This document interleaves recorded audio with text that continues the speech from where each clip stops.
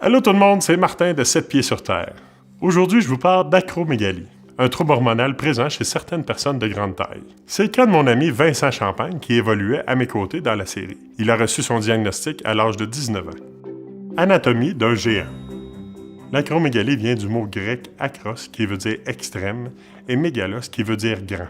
On peut dire que c'est le syndrome de l'agrandissement des extrémités. La taille du corps, des pieds, des mains augmente de façon anormale. Pour vous donner une idée, Vincent chose du 18 et quand il a la main ouverte, il peut couvrir une page de 8,5 par 11. Et comme son larynx est allongé, sa voix est plus grave et plus creuse. L'acromégalie représente 45 à 125 cas sur 1 million de personnes. Une région en Irlande du Nord aurait abrité le plus grand nombre de géants au monde au cours des 18 et 19e siècles.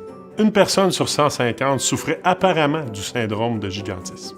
Les recherches ont permis d'identifier une lignée de géants descendant du Irish Giant, Charles Byrne, dont le squelette de 7 pieds 7 pouces est exposé au Collège royal de chirurgie d'Angleterre. L'acromégalie n'est toutefois pas une maladie héréditaire. Alors comment la diagnostique-t-on? Souvent, les personnes qui en souffrent vont être très fatiguées, parce qu'elles n'arrivent pas à combler le besoin énergétique de leur corps qui grandit sans arrêt, même à l'âge adulte. Dans 90% des cas, on aboutit au dépistage d'une tumeur bénigne de l'hypophyse, la glande du cerveau qui fabrique des hormones de croissance. Vincent avait 20 ans lorsqu'on l'a opéré pour enlever partiellement sa tumeur. Le taux de succès de la chirurgie dépend du volume de la tumeur, de l'endroit où elle se trouve et de son caractère invasif.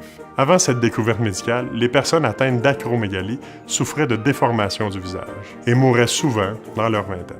Heureusement, on a les outils maintenant pour en faire une détection précoce et bien la traiter.